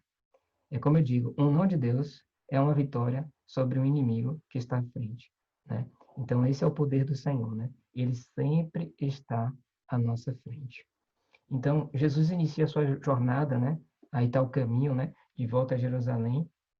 E nesse retorno dele, você vai olhar aí pelos próximos capítulos, ele volta a ensinar, ou seja, ele deu aquela pausa naquele lugar com aquele pano de fundo e agora ele volta. E ele volta fazendo o quê? As mesmas coisas, ensinando sobre o reino, pregando, anunciando, proclamando, expulsando demônios, e você vai ver isso acontecendo nos evangelhos. E continuando. Mas, ao mesmo tempo, ele não deixa aquela sombra. Ou seja, os discípulos agora voltam, mas eles não voltam mais empolgadinhos. Não sei se vocês estão entendendo. Agora eles já voltam com aquela. Essa volta para Jerusalém é uma volta com aquela sombra da morte do Messias. E você vai ver, avançando na sua Bíblia aí, em Mateus 20. Espero que vocês estejam gostando, ler a Bíblia assim junto. Mateus 20, versículo 17, que Jesus novamente vai falar da sua morte. Diz assim: enquanto subia para Jerusalém, Jesus chamou os 12 discípulos e lhes disse, em particular, o que aconteceria com ele. Aí ele diz: ouçam, estamos subindo para Jerusalém, onde o Filho do Homem será traído e entregue aos principais sacerdotes e aos mestres da lei. Eles o condenarão à morte e o entregarão aos gentios, para que zombem dele, o açoite e crucifique. No terceiro dia, porém, ele ressuscitará. Então Jesus está voltando. E aí ele não deixa os discípulos esquecerem. Olha, só para vocês, não esqueçam qual é a minha missão. Eu vim, não para ser o Messias que vocês desejavam, mas o Messias que o mundo precisa. E fica essa grande sombra, né, sobre da cruz, sobre toda essa fase do ministério de Jesus. E o que Jesus vai mostrar para mim e para você é que a cruz ela não estava fora do reino. A cruz sempre fez parte do reino de Deus. O que estava fora era o nosso coração, os nossos desejos e as nossas vontades, que não querem nem confiar em Deus e nem nos submetermos à sua condução. E isso Jesus vai mostrar, desde a sua vitória no deserto até a chegada em Jerusalém, né? E ao chegar em Jerusalém, ele não vai fundar uma nova religião. O reino de Deus nada tem a ver com aqueles esquemas que eles tinham aprendido, seja na religião judaica, nas religiões gregas, ou seja, nas religiões pagãs romanas. Não tinha nada a ver com isso.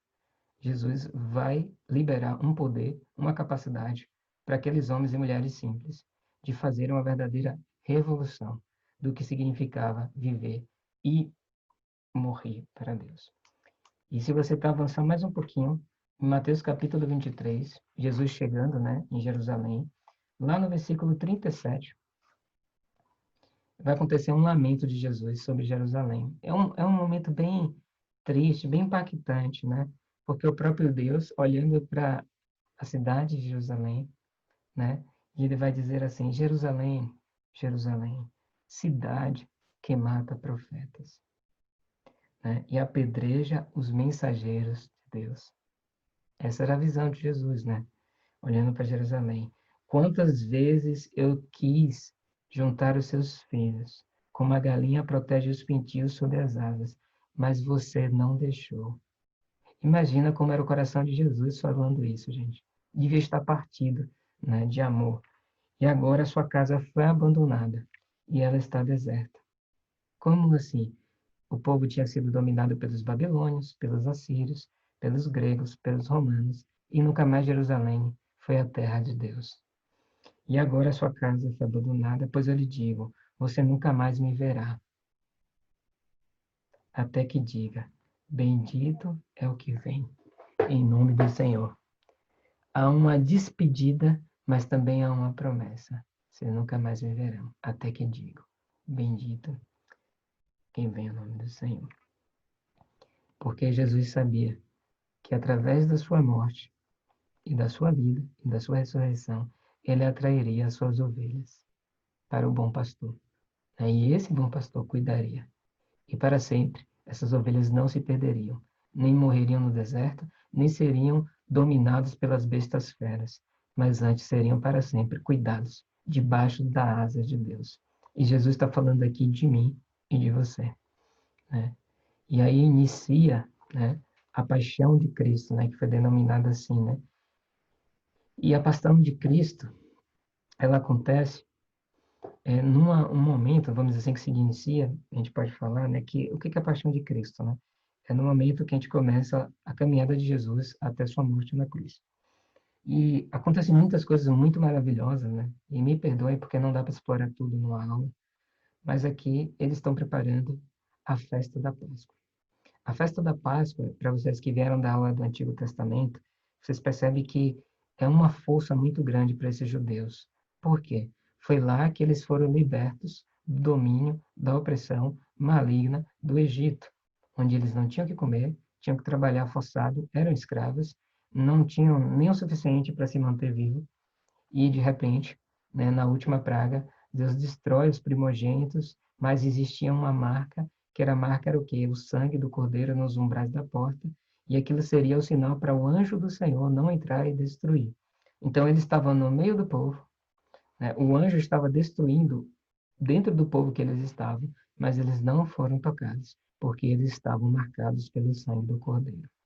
E eles passaram então a festejar todos os anos essa libertação, né? Daí que vem a Páscoa, né? Não do coelho, não da Páscoa, né? Que é uma aberração da nossa cultura, mas a verdadeira Páscoa é essa, né? Para o judeu, essa comemoração. E aí é nesse momento que Jesus vai trazer uma nova dimensão, né? Jesus vai, a partir desta luz, Jesus vai fazer uma coisa. Desse pano de fundo da Páscoa, da libertação do povo escravo, se você puder acompanhar comigo em Mateus 26, lá no versículo 17. Boa noite, meu amor. Te amo. Beijo, beijo. Daniel aqui pedindo para. Boa noite. Deus te abençoe. Mateus 26, versículo 17, que diz assim: No primeiro dia, né, do quê? Da festa dos pães sem fermento, os discípulos vieram a Jesus e perguntaram: o que para Jesus? Onde quer que preparemos a refeição da Páscoa, né? É muito lindo tudo que está acontecendo. Para aí, Jesus, os discípulos e a Páscoa. E aí você vai voltar uns capítulos comigo. Vai aí, Mateus 21. né? Do capítulo 1 ao capítulo 11. Desculpa, do versículo 1 ao versículo 11. E aí, o que que acontece?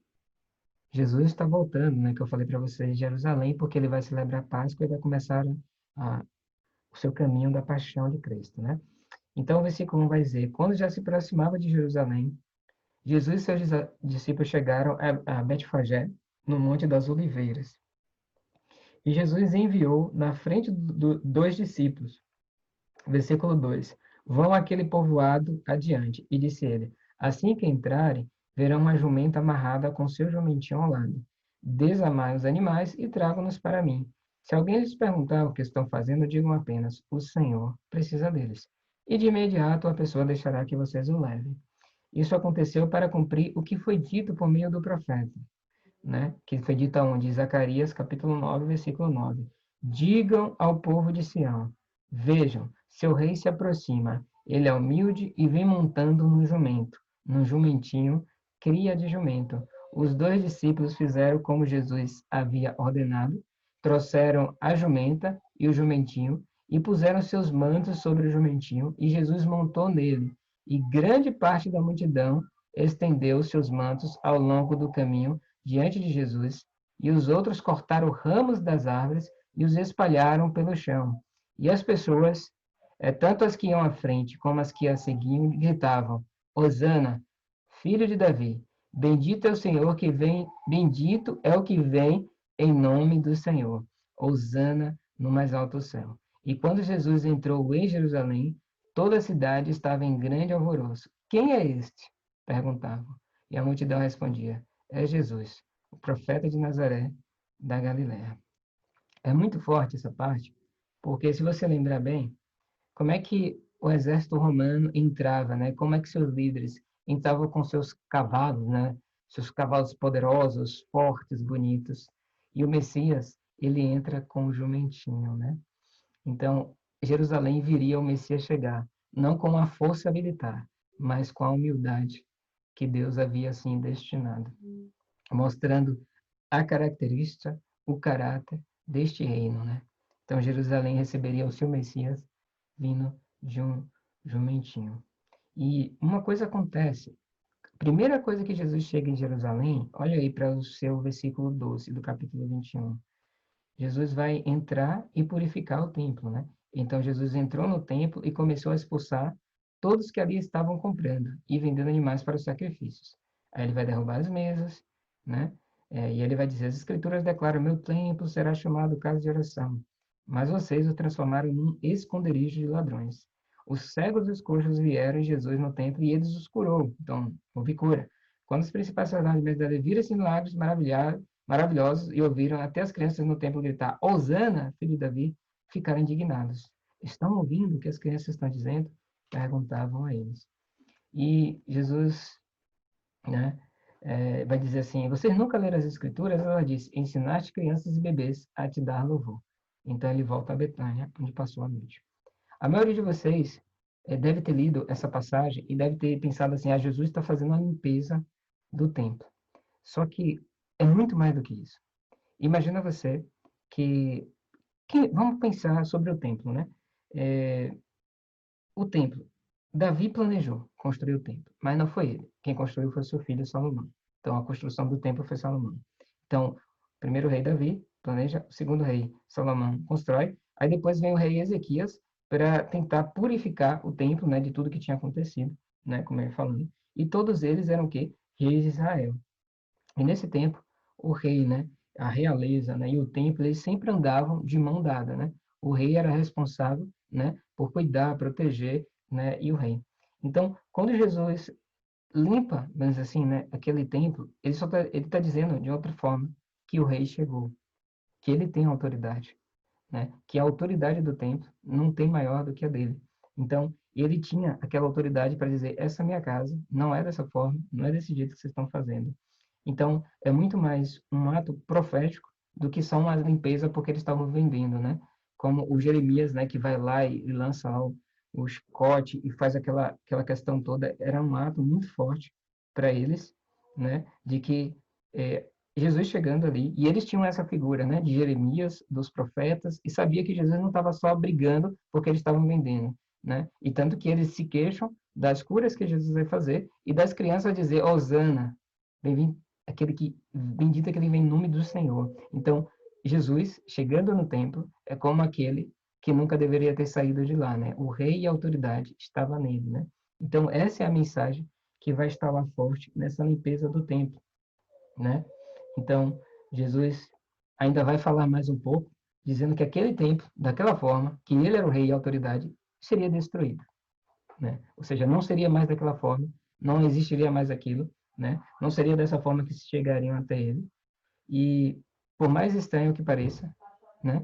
Mas fazia parte do propósito de Deus, destruição do templo, que os reis fizeram construídos, para que ele pudesse, o evangelho, não ficar preso, né, a um lugar específico, a quatro paredes, a um templo, mas que ali ele pudesse romper pelo mundo. O evangelho, ele nunca deve ser preso a canto nenhum, ele sempre vai expandir. E aí você, na sua Bíblia, a gente vai chegar em Mateus capítulo 26, que era o que eu estava falando, né? 26, aí o versículo, Mateus 26, no versículo 17, vai dizer assim: no primeiro dia das festas dos pães sem fermento, que a gente estava lendo, né? Os discípulos vão perguntar a Jesus: onde quer que preparemos a refeição da Páscoa? Aí, se você pular os seus olhos para o versículo 26, diz assim: enquanto comiam, né? Foi feita a ceia, né? Enquanto comia, Jesus tomou o pão e o abençoou, e, em seguida, partiu em pedaços e deu aos seus discípulos, dizendo: tomem e comam, porque este é o meu corpo. Então tomou o cálice de vinho e agradeceu a Deus. Depois entregou aos seus discípulos e disse: cada um beba dele, porque este é o meu sangue, que confirma a aliança. Ele é derramado como sacrifício para perdoar os pecados de muitos. Prestem atenção ao que eu lhes digo. Não voltarei a beber desse vinho até aquele dia em que, com vocês, beberei vinho novamente no reino de meu Pai. Então, Jesus, em vez de explicar a morte, né, o significado da sua morte em uma teoria, né, como às vezes a gente tenta teorizar algumas coisas, Jesus vive a realidade. Então, em vez de explicar sobre o significado da morte, ele vive a morte com os discípulos na ceia. Então, ele faz da refeição, né, o seu corpo partido e o seu sangue derramado. Então, a ceia, a partir de então, que a gente chama a ceia do Senhor, ou era a festa da Páscoa, ela vai ter esse novo elemento, né? Também a partir do Êxodo, né? Ou se é o Êxodo marca o início do povo liberto, a ceia do Senhor marca a nossa participação nesse reino que já chegou e também tem uma promessa vindoura que ele iria nos buscar. Então, fazemos, eu sempre falo isso, a ceia sempre tem três dimensões.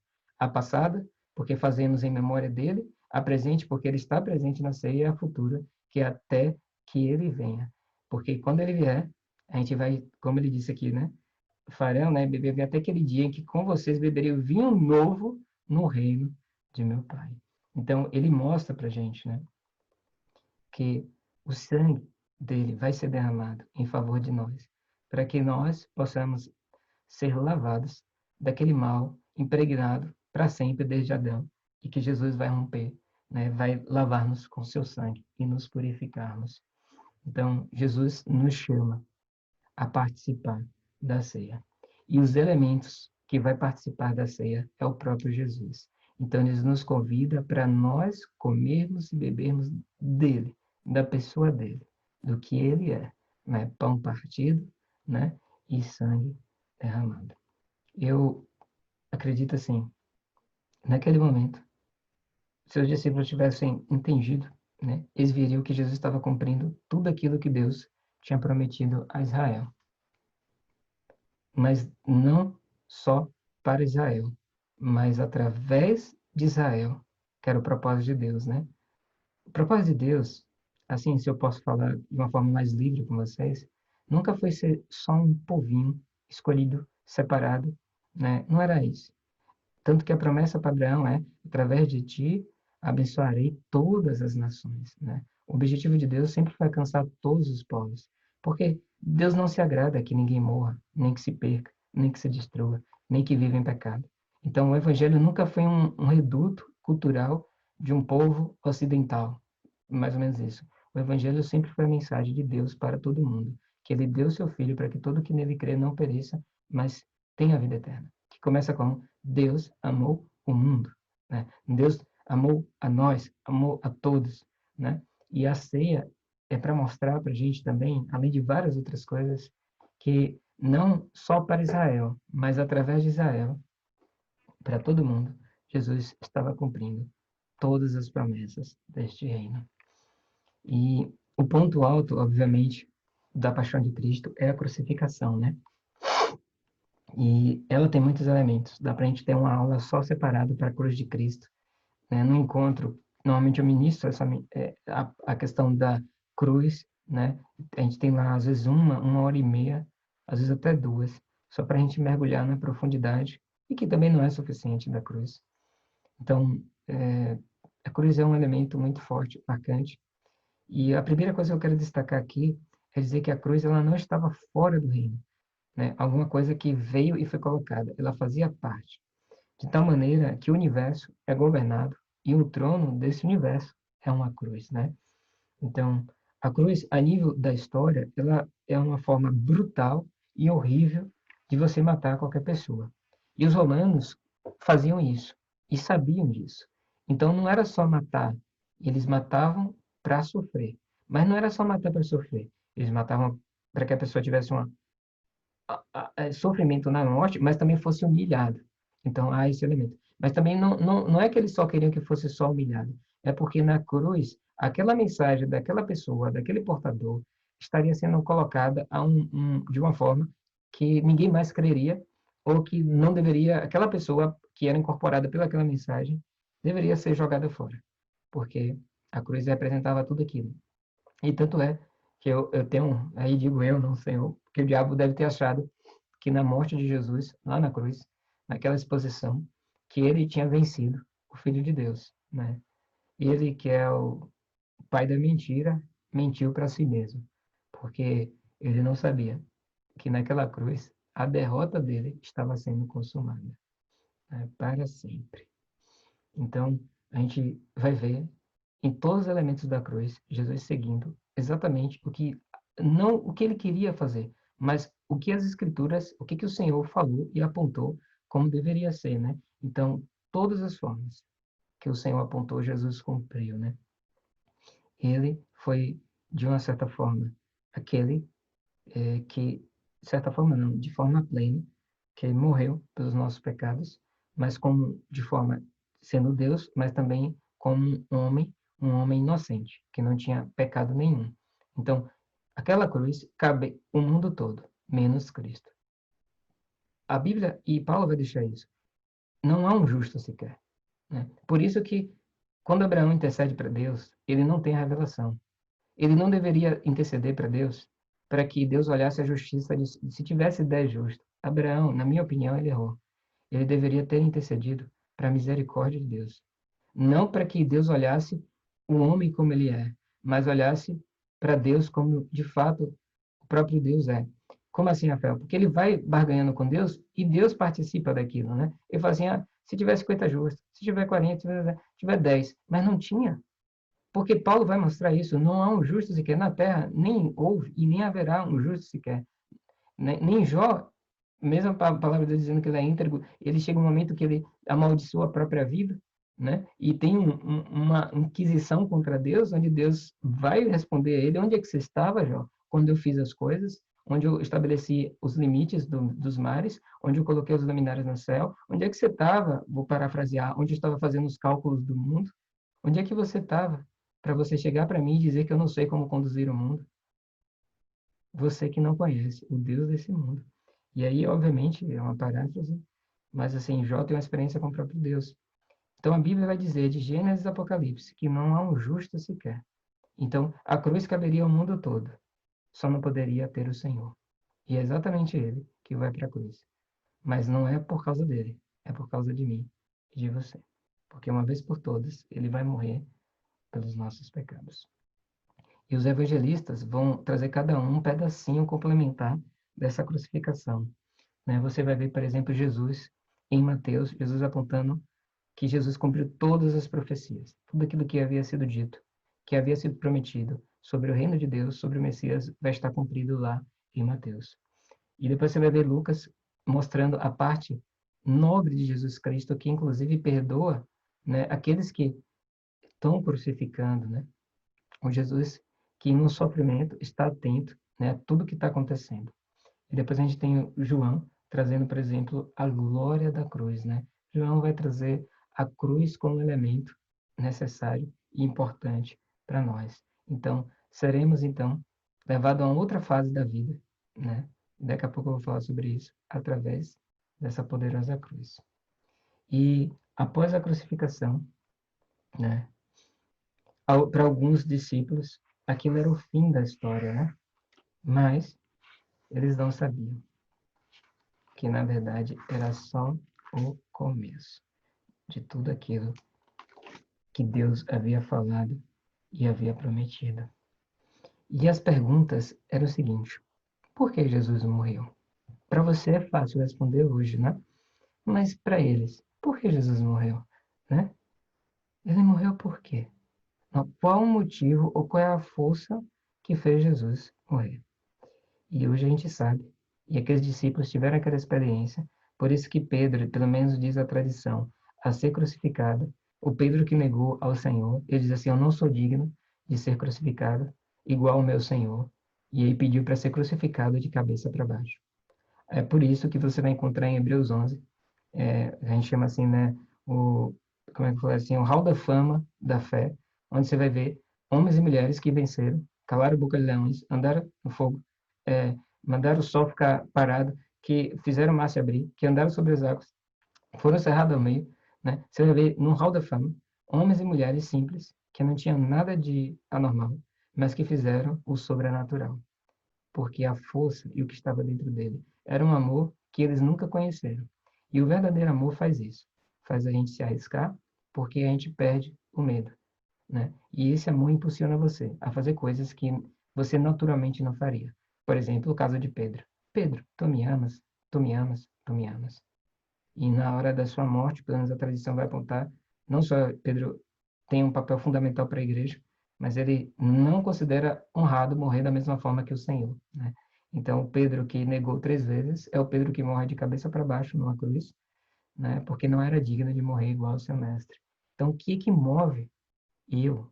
O que que move você? O que que move essa história? O que que move o mundo? Se existe uma força por trás de tudo que a gente faz, se não é o amor do Senhor, né? Que sustenta o universo através do seu poder, para que chegue aquele dia onde o Senhor vai pegar você, vai pegar a mim, enxugar nossas lágrimas, nos colocar à mesa e dizer: venha, filhos do meu Pai, sente aqui nessa mesa.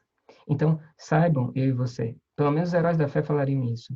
A tribulação momentânea não se compara à glória vindoura. Ou seja, o que tem nos preparado, se cremos assim dessa forma, a gente vai ressuscitar todos os dias para uma esperança nova, né? E essa é uma das mensagens mais fortes. Então, através de Israel, Deus mostra qual era o seu propósito, né? O propósito de Israel não era fazer um clubinho, né? O propósito de Israel era levar a salvação para o mundo, né? E isso fica claro com a vinda e os ensinos do reino de Jesus. E Jesus, com o seu sofrimento e morte, né, vai ser o meio pelo qual Deus, uma vez por todas, vai resolver aquilo que é aquele mal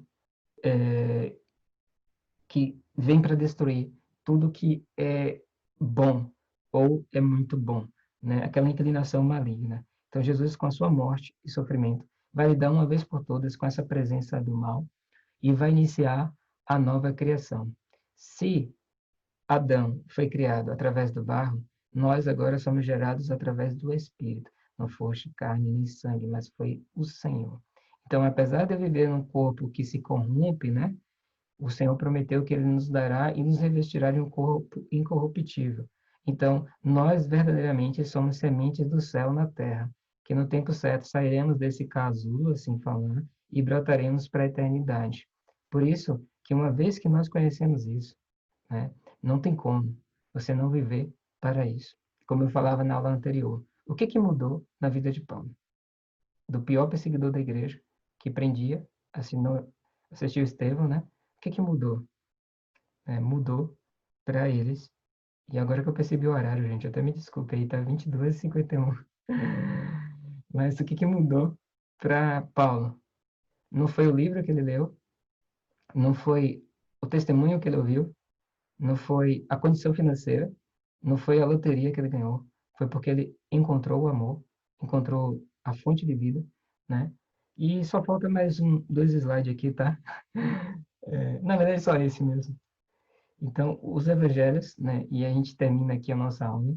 Ele vai nos mostrar que o Novo Testamento, né? No Novo Testamento, que o trabalho de Cristo está finalizado. Eu e você chegamos, e o Novo Testamento, como um todo, vai dizer para mim e para você, está cumprido, né? Nós viemos após o cumprimento de tudo que Deus prometeu para Israel, né? Então, a cruz nos mostra que o trabalho do Senhor está completo. Ele não precisa fazer mais nada, né?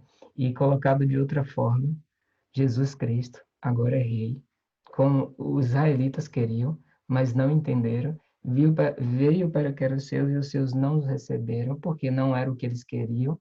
E não saberiam eles que, negando a Cristo, estaria salvando a nós, né, gentios, e uma vez por todas, o Senhor destitui todo o poder maligno, né, na nossa vida, na humanidade, nessa nova criação.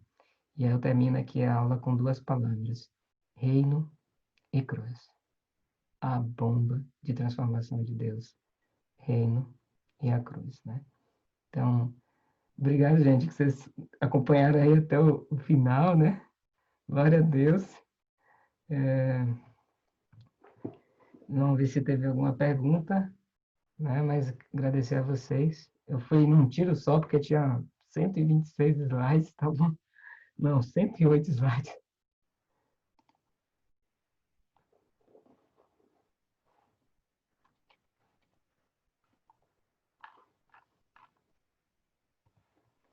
Niles, queremos ouvir você. Ninguém quer ouvir ninguém não, rapaz. O povo tá assim, estatalado aí. Olha lá os rostos aí. Todo mundo querendo ir para a cruz. Amém. Vamos orar então? Amém? Niles, você pode fazer então essa oração final? Bendito, bendito, bendito seja o Senhor para sempre. Aquele que foi enviado, manifestado na carne, justificado em espírito, crido dos anjos e recebido na glória. A Ele honra, a Ele glória, a Ele louvor. Jesus, nós te acolhemos, nós te recebemos, nós te exaltamos, nós te glorificamos. Nós dizemos sim para o Senhor, sim para a revelação, nós dizemos sim para os teus caminhos e dizemos: venha o teu governo, seja feita a tua vontade, não só na terra, como no céu, não só no céu, como em nossas vidas. Somos o teu povo, o teu pastoreio, as ovelhas que o Senhor ama e compra. Compra definitivamente e somos definitivamente teus. Bendizemos o teu nome, Senhor. Renova a vida de Rafael, as suas forças. Renova, Senhor, cada dia a sua unção, que ao distribuir a sua unção, as suas vasilhas sejam como daquelas da viúva, que se multipliquem, e se multipliquem, e se multipliquem todo o azeite. A cada um dos teus filhos, Pai, que a revelação transforme o seu proceder e as suas mentes, e que o reino se manifeste em todos nós, para a glória de Deus Pai. Amém e amém. Amém.